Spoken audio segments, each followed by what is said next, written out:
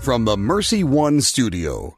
Support for Faith on Trial and Iowa Catholic Radio provided in part by Imogene Ingredients. Our freedom of conscience and religion is being challenged by laws and regulations imposed by secular society. It's time to hear from the top Christian litigators in the nation who have come forward to tell us the truth and help us defend our faith. Hear ye, hear ye. All rise. Faith on Trial with Defender of the Faith, Deacon Mike Mano, is in session. And good Thursday morning from the Mercy One studios in West Des Moines, Iowa. I'm Deacon Mike Mano in studio, and joining me is my co-host, Gina Knoll, from an undisclosed location, safe from the coronavirus. Gina, how are you this morning? In the bunker. I'm doing well. Yes, thanks, Mike. Good morning, everyone. Good morning. Have an interesting show for us today. We're going to talk with Tom Brejcha, president of the Thomas More Society, on the David DeLayden baby selling parts case. And then a little bit later, we're going to talk to Alex Shandenberg, director of the Euthanasia Prevention Coalition, on updates on the physician-assisted suicide and euthanasia. So we've got a pretty good show set up for us today. Gina, how have you been doing in your undisclosed location or the bunker or whatever? Yeah, well, I think we're almost at 15 days, so I think we are didn't pick up anything on our travels 2 weeks ago, so that's a very good sign. We've been praying for all those affected negatively by this virus, so it's nice to have the extra time with our Lord. That's a gift, honestly. You know, I find a lot of people who are suggesting that, you know, this time as far as our prayer life and our relationship with God, somehow it gets to be seems to be a little bit hollow because we don't have that physical connection with the sacraments and the Mass and church and all of that. Are you finding any of that in with your family? Well, I'll have to say that there's a void on Sunday for certain. Yeah. That's difficult for us to feel that connection that we normally have. Sunday was our day with our community, and it's a grief process to be able to miss them on that day. But I feel like the weekdays for me are a lot more fulfilled. Okay. Yeah. The use of online masses and Divine Mercy chaplets and even the video adoration is... I'm liking it. Yeah. Yeah. Well, Luann and I still do our Tuesday night adoration over at St. Augustine, and we've noticed that there seems to be some different people coming in. You know, normally you'd go there, I guess we're Tuesday night, and it'd kind of be the same crowd that would come in, same few people, but the faces are a little bit different now, and I'm wondering if part of that is because people need to reach out and feel that connection again with Christ and with the church. I imagine it certainly is. Yeah. Absolutely. Yeah, you know, I wrote somewhere where, you know, being excused from the Sunday obligation to attend Mass for a lot of people, it kind of throws them off balance because they never really saw Sunday Mass as an obligation. They saw it as something positive to do, and without that Mass now, you know, they're kind of fumbling around. You know, They feel lost. Exactly. On another note, I have noticed that you've picked up a new skill. On my video stuff? The coronavirus, yes. Yeah, I'm trying to do something to promote the program, and I put it on our Faith on Trial Facebook page, and I put it on our blog, Faith on Trial Radio blog. And I'm still fumbling around with it. And if anybody wants to tune in, and they can look at it and see why I'm on radio and not television. Oh, no, you do a wonderful job. I love that you wear your collar when you're talking about all of the opportunities to learn more on our show on Thursdays with your Facebook video. So yeah, well, I don't get to wear the collar that much anymore because I'm banned from the hospitals. I can't go to the hospitals, can't go to the nursing homes. We're starting to try and do something about calling people in the parish who, just may want to chat with somebody and maybe somebody to say a prayer with them. So I talked to somebody about that yesterday, and I think we're going to be working on that. And again, mentioning the Eucharistic adoration, I should mention that St. Augustine's, the Adoration Chapel is still open, and it's open 24 hours. So if you're feeling that need or feeling a little bit of that emptiness because we can't approach the sacraments and the Mass like we used to, maybe you ought to stop by for an hour or so. You don't even have to stay an hour. Just come in and say a few prayers and say hello to your Lord, and then go on your way. That'll help fill you. But it's a good place to go and say the Rosary, which we kind of need these days. We definitely are, Mother. Tell me, Mike, you probably know better than me. How is the church handling cleaning, keeping it safe for those who are in adoration? Yeah, they're cleaning the Adoration Chapel, I think, twice a day. They're going out and doing that. And, of course, now the church is, I don't want to say it's in lockdown, but there's no meetings at all now. Nothing is going on over there, and they're doing a cleaning of the church. So they're getting ready for the time when we can come back. We were allowing certain meetings there. I know the Men's Faith Sharing Group was meeting on Monday nights, but that's no longer allowed. All the meetings and everything are out of the church. So our continued isolation, I guess, is going to continue even deeper for a little bit. But hopefully it'll all be worthwhile when this is over and people can get back to their regular activities. Wonderful. Yeah. I miss the bars being closed, Now you're teasing. Going and watching the sports, sitting there with a good Confluence beer and watching the sports. But none of that is on now. No sports and no establishments available to you. No establishments available. So just playtime with the cat. I get out once in a while and go buy groceries. I do enjoy some of those videos where the out-of-work sportscasters are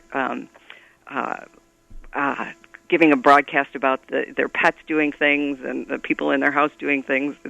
It's enjoyable. Yeah, and of course I got a goofy cat. Her name is Gilligan, and she's just like the Gilligan on the TV program, just a klutz. But anyway, we love her, and we'll keep her around for a while. With her. All right, we're going to take a break right now, and when we come back, we will have with us Tom Brejcha, who's president of the Thomas More Society, on the David DeLayton baby parts scandal. Impoverished children break everyone's heart, but poverty seems like such a big problem. What can one person do to make a difference? For 17 years, Blessman International's passion has been to connect the resources of our donors with sustainable programs that impact the lives of impoverished children in South Africa. Our donors are feeding thousands of hungry children every week, providing basic water and sanitation for impoverished communities, and sharing the love of God in practical ways every day. Go to www.blessmaninternational.org and make your donation today. Is it time for a new roof? Then it could be time for you to get to know Bell Construction. Bell Construction is a roofing company entering its 30th year of business. They specialize in residential re-roofs, like commercial jobs, and have the experience to meet all of your roofing needs with personal service. With Bell Construction, the owner will come to your home or place of business in person to inspect and ensure the quality of work that you deserve. They pride themselves in working with you on a personal basis and making sure you are satisfied. Bell Construction, 515-963-4494. Nearly 64% of all abortions in Iowa are chemical, or more commonly known, the abortion pill. At Intervisions Healthcare, we do not provide the abortion pill, but we do provide the medical information required to make an informed decision. If a woman regrets taking the first pill, she can come to Intervisions to help reverse the effects. Our nursing staff is trained in the abortion pill reversal protocol, a relatively new medical procedure, but we need your help in getting the word out. For more information on the free medical services at Intervisions Healthcare or to support the mission, visit ivhcare.org. Thank you, Big Red Q Quick Print, for underwriting the sports report. Family owned and operated since 1980, Big Red Q Quick Print is a full-service print shop ready to help you with all your printing needs with speed and accuracy. Forms, manuals, brochures, letterhead, envelopes, business cards, custom invitations, design, and bindery. Big Red Q Quick Print, located across from Merle Hay Mall. Online at bigredq-desmoines.com. Big Red Q Quick Print. We make printing easy. What is the best gift ever? Giving a Catholic education is at the top of my list. Your contribution to CTO helps families send their children to our Catholic schools who otherwise could not afford it. In giving to CTO, you receive the best tax credits ever. Pledge or donate online at ctoiowa.org. The bottom line, it's for the kids and their future.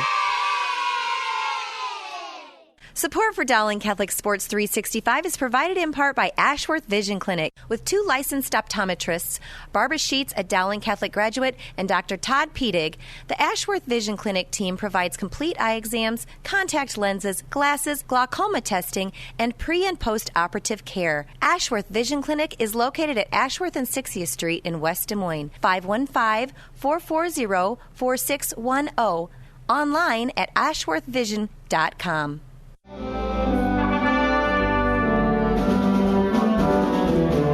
And we're back. I'm Deacon Mike Mann. This is Faith on Trial on Iowa Catholic Radio, and we're being joined right now by Tom Brejcha, who is the president of the Thomas More Society, and we're going to talk about the David DeLayden and the Planned Parenthood baby parts scandal. Tom, good morning. How are you doing? I'm doing fine, Deacon. How are you, sir? I'm just fine, too. I'm glad that you're with us today. And Gina Knoll, my co-host, is with us, too, on a phone line. So she will be joining us, too. Good morning, Mr. Brejcha. Yes, good morning, Gina. But we're trying to maintain that perfect social distance. So we have Gina tied up in a cave somewhere. And with a I'm in my library at home, so sitting in front of my computer. We're hard at work, socially distancing from a lot of folks. But anyway. Yeah, well, that's all right. I don't mind social distancing. I don't like people anyway, so staying away from them is fine with me. I hope it doesn't set a terrible precedent. I don't. Well, we're learning to live simply, I guess. We're trying to do it in a Christian way, I guess. Yeah. Try to do it. It's a good time to say the rosary. Yes, indeed. Sit in your office, say the rosary, or your morning prayers, or whatever. All right, I want to talk about the David DeLayden Planned Parenthood baby parts scandal, and just to bring everybody up to date, which we aren't, but the background is that David DeLayden was an independent journalist. Is that what we call him? A citizen journalist. He's certainly independent. Yeah. At the time that he did his undercover work, my goodness, he was a young fellow he's 30 now, and that was 5-6 years ago, so a very young, a gifted fellow. There's no question about that. And he exposed this body parts scandal where Planned Parenthood, or at least some of their affiliates, were selling the baby parts that came from aborted babies. And for that, he got himself into a lot of trouble. And I know the Thomas More Society has been defending him, or one of the chief defenders of him, providing legal representation. So why don't you bring us up to date what the latest is in the DeLayden case? Well, Deacon, let me tell you, there's so much going on. It's to be succinct is difficult. There are probably, we have 2 cases, civil cases in San Francisco, in federal court there, in front of a judge who is very inhospitable, to put it mildly, to our advocacy. We just had a jury trial and it culminated in a verdict November 15th that was $2.3 million against obvious overreaching, and the judge pretty much directed that verdict. His instructions were so unfavorable to the defense, as I recall, not only David but his helpers. And as I recall, at the beginning of the case, because that was the case where I guess Planned Parenthood was suing him. Yes. Well, it was started out with the trade group, National Abortion Federation, filed suit in July 2015. Okay. Planned Parenthood, the national group, plus a bunch of affiliates up and down the state of California, which is an abortion-intensive state, 10 or 11 affiliates, they sued in January 2016. So on the civil side alone, we've been extremely busy defending both cases in front of the same judge who is... Now, as I recall, at the very beginning of these cases, there was a motion to recuse the judge who was involved because of his outward biases. I guess, didn't he have some connection, or his wife or somebody, with the abortion industry? Well, both himself and his wife had a website where she was pictured along with the judge, smiling, and she was quoted. It was her her website, not his, but he certainly was, grinning on the face of it, talking about the Texas criminal prosecution of Daleiden and his helper Sandra Merritt, saying it was these people were lawbreakers. What they did was terrible. I'm paraphrasing, but it was very extreme disapproval and condemnation of our clients. Of course, this was not disclosed to us. We found out about it later. And apart from that, and worse, the judge himself was lawyer and a principal for San Francisco charity called the Good Samaritan House, which gave a free rent-free lease and loaning of staff without charge to one of the very Planned Parenthood affiliates, who is now suing Daleiden in front of the judge in his own courtroom. As a principal and as the lawyer who handled that joint venture, or whatever you want to call it, obviously he was very closely involved in setting up security procedures and so forth for Planned Parenthood, privy to their inner workings, and those are matters before the court. So, yes, we thought this should have been disclosed. We thought the judge should step aside. Very unusual tactical move to ask that a judge before whom your client is at risk ask that he step aside for bias. He didn't comment on the allegations, didn't verify or dispute them, kicked it over to another judge who said we were blaming him for his wife's statements, which wasn't true. And we haven't yet got a ruling on appeals. So that issue is still hanging fire, along with so many others. Well, that went to the Ninth Circuit Court of Appeals, which was notoriously liberal, but that has changed. The composition of that court has changed in the last 3 years. Well, it's changed markedly. We prevailed. We were a friend of the court in support of the Title X defunding of Planned Parenthood, and the Ninth Circuit listened to our arguments as well as the arguments of the Department of Justice, and the defunding was approved. And when they asked for a rehearing before all the judges in active service, it was they stuck to their guns. The $60 million is gone from Planned Parenthood's coffers. They may pursue a Supreme Court appeal. We'll see.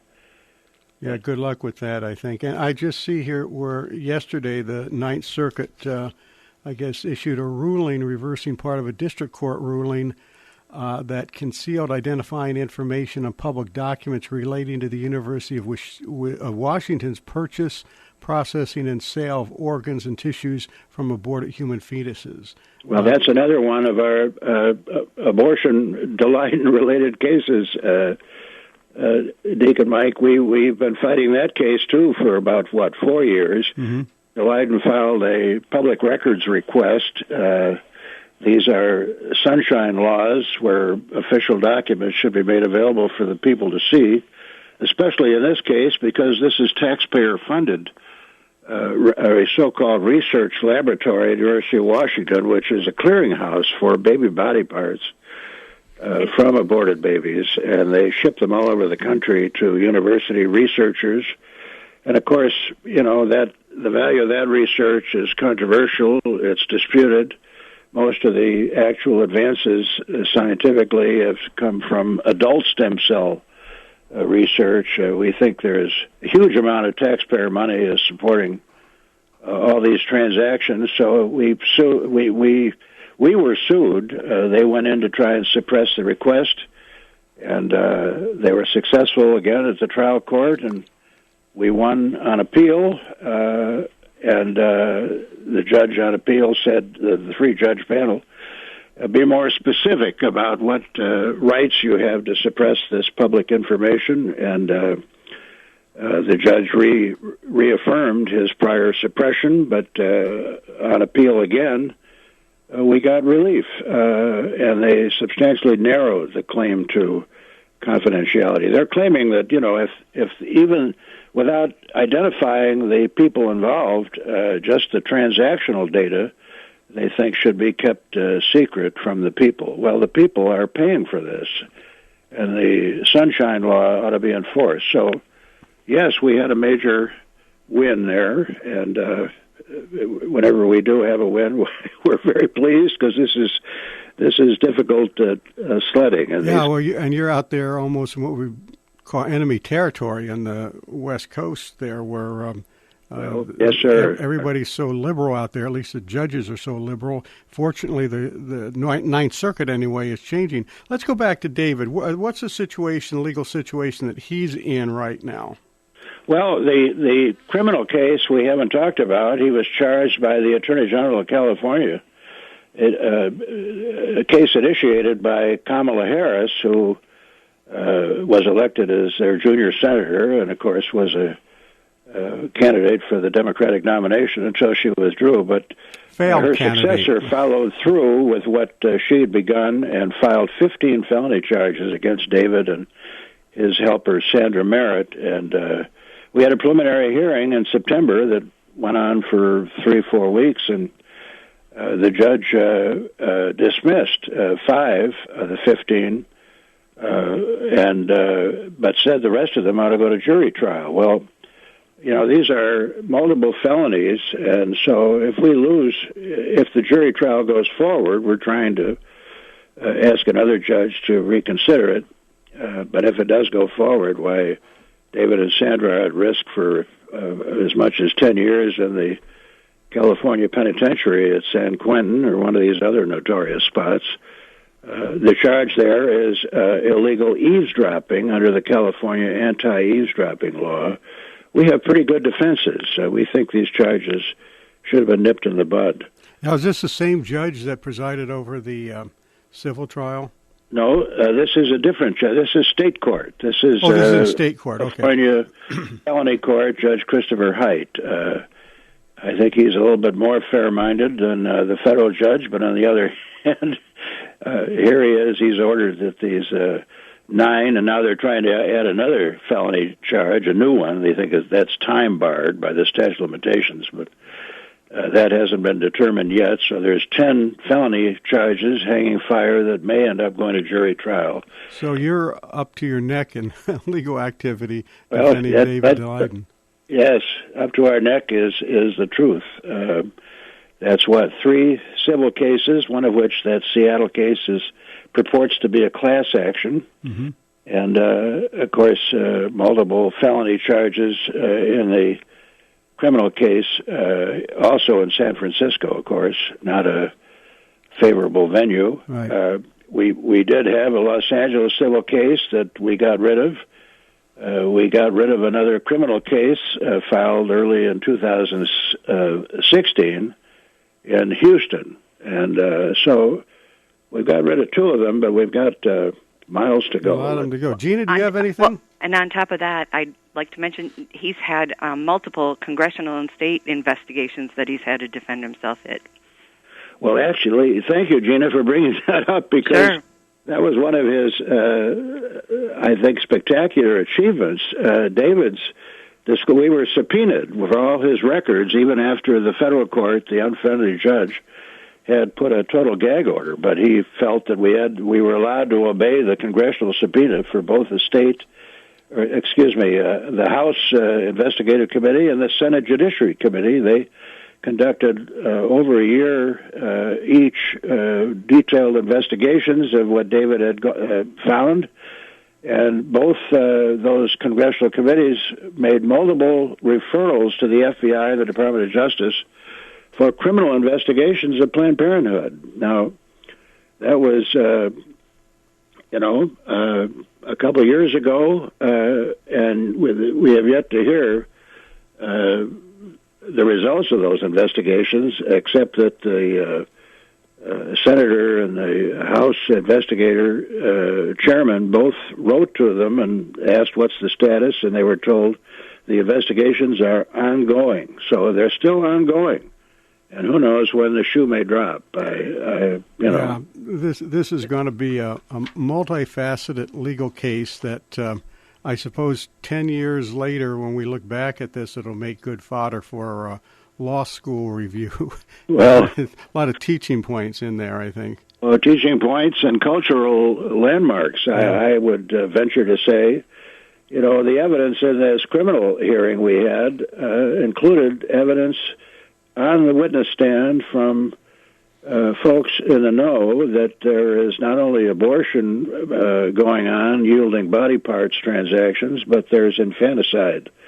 Some of these abortion procedures, in the effort to get enhanced specimens, pristine or whole body specimens, there are a lot of live births. When you consider the thousands of abortion procedures committed up and down the state of California, not to mention nationally, when there's an effort to get specimens, body parts for research, for which money is paid, they say it's covering costs, but we know that's not the case because the costs are minimal. And the amounts exchanged are often very substantial. There's a lot of live births. I would imagine it's a premium to have a full-term, full-body fetus to sell. Isn't it amazing to mix commercial metaphors in terms when we're talking about babies' birthdays? It's just a horror. People are in denial. The major media, so-called, is ignoring this evidence. Planned Parenthood is distorting news reports and inhibiting major media, so-called, from telling the story of what came out in court. If there is a jury trial, I think it's inescapable that people will have to come to terms with some of this evidence. Well, and we're going to have to leave it there right now because we're out of time. But this is a big mess, and it's something that we're going to be watching, and we'll have you back to follow up on this later, how it goes. I want to thank you for being here with us today. Well, thank you, Deacon Mike and Gina, and appreciate it very much. Certainly. Thomas Becca, President of the Thomas More Society. You're listening to Faith on Trial on Iowa Catholic Radio. We'll be right back after these messages. Is it time for a new roof? Then it could be time for you to get to know Bell Construction. Bell Construction is a roofing company entering its 30th year of business. They specialize in residential re-roofs like commercial jobs and have the experience to meet all of your roofing needs with personal service. With Bell Construction, the owner will come to your home or place of business in person to inspect and ensure the quality of work that you deserve. They pride themselves in working with you on a personal basis and making sure you are satisfied. Bell Construction, 515-963-4494. Nearly 64% of all abortions in Iowa are chemical, or more commonly known, the abortion pill. At Intervisions Healthcare, we do not provide the abortion pill, but we do provide the medical information required to make an informed decision. If a woman regrets taking the first pill, she can come to Intervisions to help reverse the effects. Our nursing staff is trained in the abortion pill reversal protocol, a relatively new medical procedure, but we need your help in getting the word out. For more information on the free medical services at Intervisions Healthcare or to support the mission, visit ivhcare.org. What is the best gift ever? Well, some might say a Catholic education, and I agree. But if you think you can't afford Catholic education, think again. Apply for CTO, and you could receive up to half your tuition for kindergarten through 12th grade. More information is online, ctoiowa.org. The bottom line, it's for the kids and their future. Support for Dowling Catholic Sports 365 is provided in part by Ashworth Vision Clinic with 2 licensed optometrists, Barbara Sheets, a Dowling Catholic graduate, and Dr. Todd Pedig. The Ashworth Vision Clinic team provides complete eye exams, contact lenses, glasses, glaucoma testing, and pre- and post-operative care. Ashworth Vision Clinic is located at Ashworth and 60th Street in West Des Moines, 515-440-4610, online at ashworthvision.com. Thank you, Dental Associates, for underwriting Dowling Catholic Sports 365. With over 40 years' experience, Dental Associates is a group dental practice with the mission of promoting optimum health and well-being to all patients, providing preventative, restorative, and cosmetic dentistry for the entire family. Message underwritten by Dr. Kenton Gleichman, Dr. Steve Karbaka, Dr. Christine Mulcahy, and Dr. Ben Nagel. Dental Associates, addressing your smile, needs, and dreams. Online at DesMoines-DentalAssociates.com. Here's your forecast on Iowa Catholic Radio. We have a cold front moving across our area today. That'll bring rain and gusty wind through the afternoon. We'll be in the low 60s, wind up to 25 miles an hour.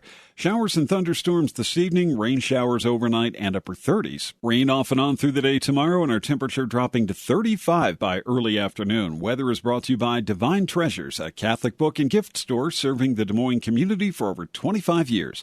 I'm meteorologist Steve Hamilton on Iowa Catholic Radio.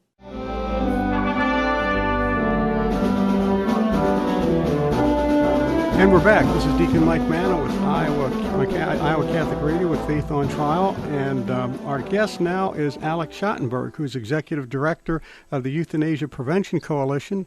And good morning, Alex. Good morning. It's great to be with you. And my co-host, Gina, who is at an undisclosed location because of the virus, is with us by phone, too. So she's going to be chiming in. And first thing, before we go too far into this interview, happy birthday, my friend. Thank you very much. Yes, 52 years old. I've survived this long. I hope to keep surviving for a while. Well, you're just a kid from my viewpoint. There we go, yeah. Yes. All right, I'm happily also a grandfather, so life is good. Well, welcome, Alex. Well, very good, very good. We hope that the coronavirus stays away from you and your family. And, I hope so, yeah. And you have another 52 years in fighting for life here. There we go. You're also involved with the Knights of Columbus up there, aren't you, in the pro-life section? Yes, I'm very involved with the Knights of Columbus in Ontario. I'm the life director for the state of Ontario. And the state of Ontario, you may or may not realize, is a huge jurisdiction in the Knights of Columbus. We have about 600 councils. So it's a major undertaking to be involved at that level. Well, and thank you for your work in that behalf, too, and God bless you for that. Let's talk a little bit about euthanasia and physician-assisted suicide. As we were talking the other day, there's been kind of a morphing of this concept of physician-assisted suicide to get to the point where instead of just getting a pill or a bottle of pills in the mail that you use on yourself, you now actually have the doctor who is injecting you with the death-dealing drug. And a lot of these people that are being injected don't even know what's going on. They're comatose or something like that. So you want to bring us up to date with what's the latest in this area? Well, let's first define everything. So assisted suicide is now legal in 9 states in the U.S. So assisted suicide, what it means is that the doctor prescribes the lethal drugs that the person will technically take themselves. Now, what's been happening is that, and so let's go to then euthanasia. Euthanasia would then be different from it, even though it's very similar. The same lethal drugs are used, but they're injected. So euthanasia is a form of homicide, meaning somebody lethally injects you, which is murder, and assisted suicide is assisting a suicide because someone technically causes their own death with the help of the physician. Now, what's happening is the assisted suicide lobby in the U.S. has been changing the language in their bills. Now, for your information, as of this moment, none of these new bills have gone through the legislature this year because, we were fortunate. Most states have been defeating these bills constantly anyway. But this year, the sad, horrific reality of the coronavirus also caused legislatures across the U.S. and Canada to shut down, which meant that legislation such as assisted suicide bills were also then put on hold because there's no legislature to discuss it or to pass it. So there were several states that we had great concerns about this year where bills, gave us great concern and possibly they might have gone through.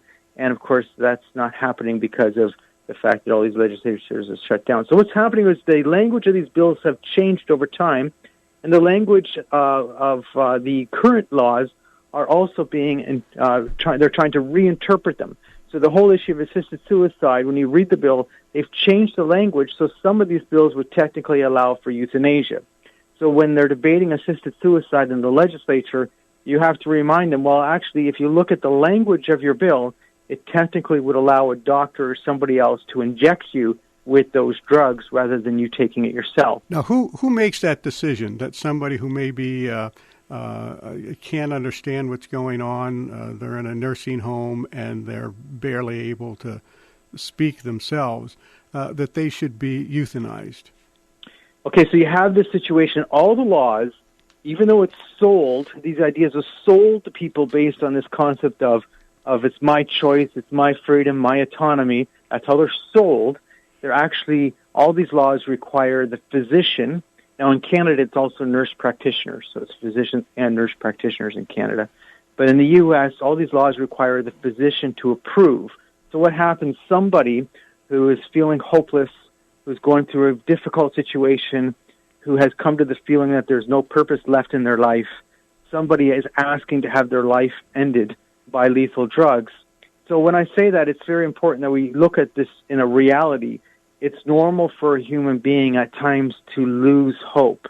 It's normal for a human being at times to maybe come to this time where they're feeling hopeless because of their situation, their emotional demeanor, going through this difficult time in their life. This is a normal reality for many people. This is not abnormal. The difference is if you've legalized assisted suicide, the doctor can then agree, yes, your life is not worth living. I will prescribe lethal drugs for you. So it's the physicians who do this. They're the ones who are agreeing to it. They're the ones prescribing. So when they say this is about my body, my choice, well, no, this is about somebody in the medical field abandoning you to lethal drugs. That's what it's about. Now, in the case of euthanasia, the doctor would actually then go and lethally inject you. So it's the one step further. Now, someone has to be able to request it. So technically, it's only for people who are competent. Now, in my own country of Canada, there is a bill to expand our euthanasia law. So we have euthanasia in Canada, which is lethal injection. And that bill is obviously also stuck, thank God, because of the sad, horrific coronavirus crisis. Parliament is not sitting. So therefore, there's Bill C7 in Canada, which would allow doctors to lethally inject someone who previously requested it, but who's now incompetent. So that's the next step that they're pushing to allow in Canada, which is somebody had requested it, and now they're incompetent. So let's say they had now have Alzheimer's, or let's say they had a massive stroke, but they had already requested it. They could then go ahead and do it to that person. So that would be someone who's incompetent. Now you hear the data out of the Netherlands and Belgium. There's serious data showing out of the Netherlands and Belgium that there's a certain percentage of deaths that occur every year that are lethal injections where someone has become incompetent and could not anymore request it. Now, what is the role of a legal surrogate then, a guardian or next of kin?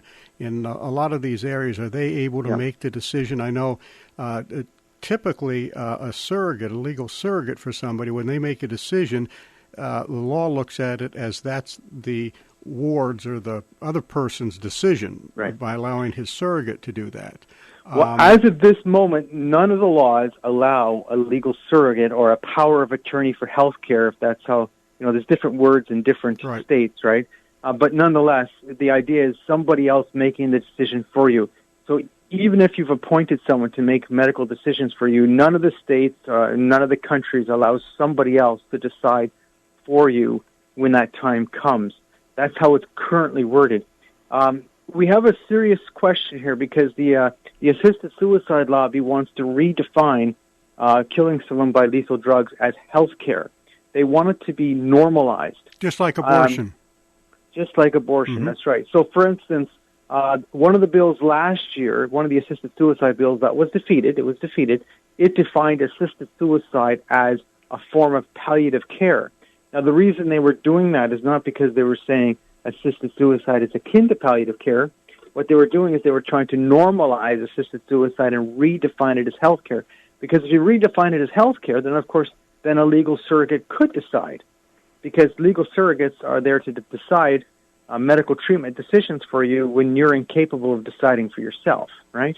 Right. So this is where they're pushing. Now, right now, I started a new big campaign because what happened is the assisted suicide lobby has used the coronavirus crisis to gain the right to assisted suicide by telehealth.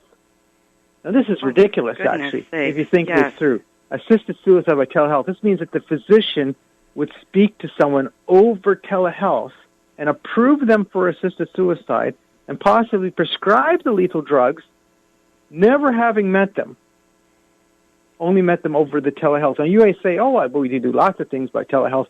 Well, excuse me, you're talking about lethal drugs here. That's the first thing. But secondly, what if the person had a misdiagnosis? The physician doesn't even have to examine this person. They're only talking to them over telehealth. So if they've been told they have a medical condition which is terminal and there had been a misdiagnosis, the patient wouldn't know it's a misdiagnosis.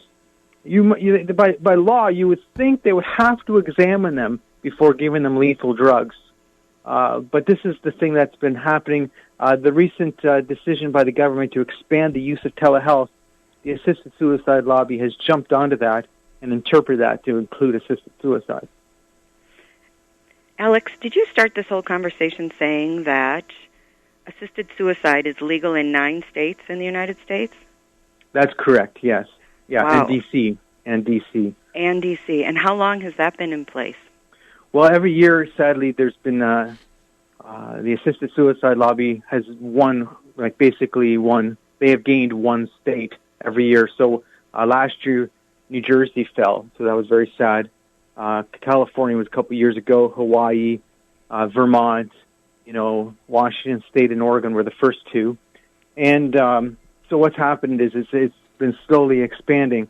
And when you look at the data as to where the assisted suicide lobby has been effective, it's in those states where they have a Democrat majority in the House and a Democrat majority in the Senate and a Democrat governor. That's where they've been successful. And so, sadly, after the midterm election in 2018, several states had a big, I would just say, move towards the political left, and therefore we lost a few states where we had, let's say, a governor who would refuse to approve such a thing, lose the election, and things like that. Oh, I see. For instance, in the past, just so you know, New Jersey was always a problem because they were. They seemed to always, but they had Chris Christie as the governor who refused to approve assisted suicide. So therefore, after he lost, that state fell also. And this is what's been going on, yes. And can you also speak to the stories that I hear about the so-called Medicare death boards where they're speeding the death of patients by encouraging palliative or hospice care under the guise of palliative or hospice care? Yeah, so first I want to make a clear moral distinction that a palliative care is usually different than assisted suicide because assisted suicide is the intentional giving of lethal drugs for the purpose of causing death, right? Whereas palliative care can be abused or it can be done right. If it's done well, someone's receiving good pain and symptom management and not being overdosed. So, we don't have a problem with good palliative care. We have a problem with the abuse of palliative care. And what you're identifying is a sad reality that in many places, palliative care is now becoming regularly abused, especially with the fact that you have this palliative care payment system, which almost creates incentive for people to be signed up for palliative care, even when they may not otherwise qualify for it. Nonetheless, what's going on a lot is this push to deny medical treatment to people and a push to put them on what you call a palliative care pathway or a palliative care program. And the problem with this is that, obviously speaking, some people who are nearing death and have significant pain and symptom issues need to have those things dealt with and need to be properly cared for and need to be comfortable. And other people who are not going through any pain or symptom problems should not be put on this pathway, especially if the pathway includes the constant increase of drugs to the point where at some point they might actually die from it. Exactly. Sounds like a lot of what is going on in the movement toward euthanasia is the use of language, I guess, that doesn't exactly describe what it is that they want to do. It's, right. The whole thing is the redefinition of language is going on. So right now, you have a situation where there's two things going on. The assisted suicide lobby has actually changed the language of the bills that they're promoting. So when you look at, for instance, the assisted suicide bill that was in Maine, as an example, or the one that was in, it doesn't matter. The language of the bill was changed compared to the previous language, for instance, the one that you see in the Oregon law, and it makes it, therefore, less precise. It's intentionally worded in such a way that if someone died by lethal injection, well, in fact, that would be covered under the law because they were approved for assisted suicide. And so you may say, well, isn't that crazy that people aren't picking out? You see, language is deceptive if it's not defined, right? Right. But what they're also doing is they're trying to redefine the current assisted suicide laws. And they're trying to change the current assisted suicide laws to expand it. So the assisted suicide lobby was always trying to hold down the laws a bit because they were trying to convince Americans you've got nothing to worry about. So if you look at the state of Oregon, they legalized assisted suicide. It came into place in 1998 in Oregon. And all those years, they never made changes, and they intentionally tried to control that law. And it was because they wanted other states to be then lulled into thinking there's nothing wrong with assisted suicide. It can be only for those few cases, and, it can all be controlled properly. In fact, now, of course, they recognize that they've won several states, whether I like it or not, and the American public is in a fog on a lot of these issues. And when you're in a fog, it's easier now to expand it. Yeah, and that's what's going on. And on the other end of this language confusion is the cover-up on the actual causes of death in many of these places, where they don't report it as suicide or euthanasia. They report it as whatever they consider to be the underlying disease that the person Well, in suffers fact, from. the laws require that. Mm-hmm. And this intentional cover-up as to this makes it very difficult because there's a couple of effects to that. First of all, this is an intentional lie, which is a serious problem.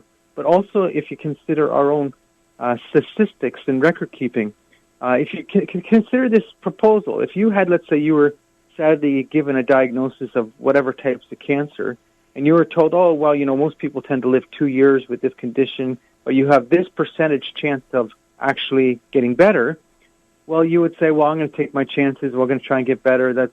But you bring in assisted suicide, now what happens is people live a shorter period of time, and they're more likely to die of the condition. Because a lot of people would say, I don't want to go through with that. I'm not interested in that. I have a medical condition that if I do nothing about it, it's going to be terminal, therefore I qualify for assisted suicide. They die by lethal drugs, and then it's on their death certificate they died of this type of cancer. So 10 years from now, when you look at the data, they're not telling you you have 2 years to live. They'll be saying, oh, there's a very high likelihood you're going to die in about, because, of course, all the data has shifted. Yeah. We have intentionally skewed the data by lying. Yeah. Wow, unintended consequence. Yeah. Unfortunately, Alex, we're going to have to leave it at that. We're pretty much out of time, but I do want to thank you for joining us today. Certainly appreciate that. We could talk about this all day. I think we never resolve anything among ourselves, but it'd certainly be interesting and a good warning for people. Alex, thank you very much for joining us, and have a very happy birthday. Yeah, God bless you. Thank you. God bless you, birthday. too. Alex Shandenberg, Executive Director of the Euthanasia Prevention Coalition. You're listening to Faith on Trial on Iowa Catholic Radio, and we'll be right back. What is the best gift ever? Giving a Catholic education is at the top of my list. Your contribution to CTO helps families send their children to our Catholic schools who otherwise could not afford it. In giving to CTO, you receive the best tax credits ever. Pledge or donate online at ctoiowa.org. The bottom line, it's for the kids and their future. Support for Dowling Catholic Sports 365 is provided in part by Ashworth Vision Clinic with 2 licensed optometrists, Barbara Sheets, a Dowling Catholic graduate, and Dr. Todd Piedig. The Ashworth Vision Clinic team provides complete eye exams, contact lenses, glasses, glaucoma testing, and pre- and post-operative care. Ashworth Vision Clinic is located at Ashworth and 60th Street in West Des Moines, 515-440-4610, online at ashworthvision.com. Thank you, Dental Associates, for underwriting Dowling Catholic Sports 365. With over 40 years' experience, Dental Associates is a group dental practice with the mission of promoting optimum health and well-being to all patients, providing preventative, restorative, and cosmetic dentistry for the entire family. Message underwritten by Dr. Kenton Gleichman, Dr. Steve Karbaka, Dr. Christine Mulcahy, and Dr. Ben Nagel. Dental Associates, addressing your smile, needs, and dreams. Online at DesMoines-DentalAssociates.com. Doing what is challenging because it's right. That's Blackbird Investments. In 2013, Blackbird Investments was born from the inspiration of St. Kevin. When it comes to building real estate, they look for creative solutions by forming strategic alliances, creating energy-efficient buildings, and engaging with local craftsmen. At its core, Blackbird Investments believes in giving buildings a new life. BlackbirdInvest.com. Blackbird Investments, doing what is challenging because it's right. Support for Iowa Catholic Radio and Faith on Trial provided by Paul Martin and Paul Mitchell, owners of Imogene Ingredients. Imogene Ingredients supply specialized feed ingredients for livestock and pet diets to improve maternal and young animal health in both conventional and organic production. Information about Pharmatan and other products at ImogeneIngredients.com. Paul and Paul are members of St. Augustine's Knights of Columbus and encourage their brother knights to keep standing for their faith.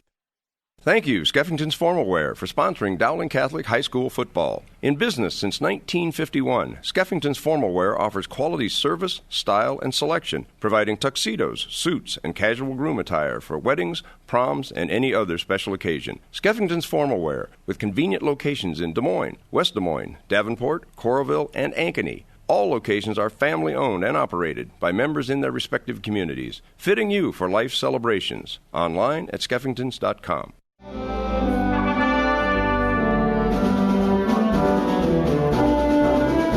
Well, Gina, now everybody knows why we're on the air, to bring this information to everybody.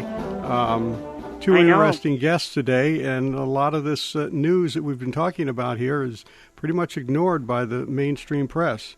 Well, my thoughts are that I'm hoping our listeners are paying attention, especially to the slippery slope that we're finding in hastening the end of life in many ways. We're going to talk more about that next week because we have Charles Lamadri, president of the Freedom of Conscience Foundation, who's written an opinion about the possibility of medical rationing in healthcare decisions, and that's going to be an interesting visit with him next week. Well, and I really don't think that we can study it enough. All of us will face it at some point, and information is power, I guess, and we need to know it. And the problem is that so much of this is driven by money, the costs, not necessarily driven by the life or the care of the patient. It reminds me of the three words the judges used in Roe v. Wade. They made abortion legal, safe, and rare. And look what's happened. Yeah.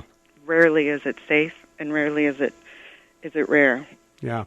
Two Scottish doctors have just published an analysis of the Canadian Medical Association's look at medical dying in Canada, and they've come to the conclusion that assisted suicide, and of course the resulting euthanasia too, saves money for the healthcare system. So this is where we're at. We're putting dollar figures on human life. Just like I suppose in the David Daleiden case, they were putting dollars on human baby parts. Yeah, David Daleiden is an amazing young man. I credit him for continuing to work to expose the truth, even through all of these, I want to call it an octopus of legal battles he's having to face. He's definitely living the true life of a martyr. I have so much respect. And the other point I want to make is that his trial, I know that Thomas Brejcha with the Thomas More Society, who's representing him, looks forward to a trial and looks forward to the presentation of the facts in public, but I can't help but believe they'll cover it as little as they did the Gosnell trial. Yeah, Gosnell was another case where the media ignored what was going on. Of course, right. Now people know what's happened, but that was only because they stirred up some public attention for that case. The Gosnell, when that first went to court, there were no press there covering it. It was simply a courtroom with the parties in it, and that was that. Right. They were eventually shamed into covering it. But I want to encourage our listeners while they're sitting home and looking for good movies to watch. That is a heart-wrenching movie that brings some facts to light. So it's the Gosnell movie. The Gosnell movie, yes. Very good. Very good. Couple other things that came across my desk here the other day. I guess there is a Florida pastor that was arrested this week because he had his church service last Sunday, and he violated whatever rule it was there for not having more than 10 people in a room or whatever, and he was arrested and put in jail. Right. Apparently he bonded out, but... Exactly. And Florida's gone into entire lockdown, a little bit stricter than they'd had, but I noticed that they have exempted houses of worship in that order. So as long as they're following the guidelines, they can conduct worship services in Florida. Yeah, and of course that's where we've all been kind of hollowed out here, and that we don't have the worship services. We have to go to them on the internet or through something like that, and it makes it difficult. And so I hope they work these things out. I'd hate to have to make those decisions on who can do what, when, and where. But I guess my preference is to let the individual governors make those decisions, because I think there's a lot of pressure on the president to make this uniform across the country, but not every place is like New York or Florida. There are a lot of places like Iowa where it's not quite... not yet, anyway. Yeah. Keep our fingers crossed and pray, pray, pray. And pray, pray, pray. And speaking of prayer, let us close with a prayer. Saint Michael the Archangel, defend us in battle. Be our protection against the wickedness and snares of the devil. May God rebuke him, we humbly pray. And do thou, Prince of the heavenly host, by the power of God, thrust into hell Satan and all the evil spirits who prowl about the world, seeking the ruin of souls. Amen. Well, that's all we have for today. Hopefully we'll see you next week when we will have Dr. Ann Hendershot from the Franciscan University talking about boys playing girls' sports, and then the aforementioned Charles Lamadre on possible rationing of health care. For Gina Knoll and myself, thank you for listening. Join us next week for another edition of Faith on Trial on Iowa Catholic Radio. Our freedom of conscience and religion is being challenged by laws and regulations imposed by secular society. Faith on Trial with Defender of the Faith, Deacon Mike Mano. Faith on Trial, Thursdays at 10 a.m. on Iowa Catholic Radio, iowacatholicradio.com, and the Iowa Catholic Radio app. Support for Faith on Trial and Iowa Catholic Radio provided in part by Imogene Ingredients.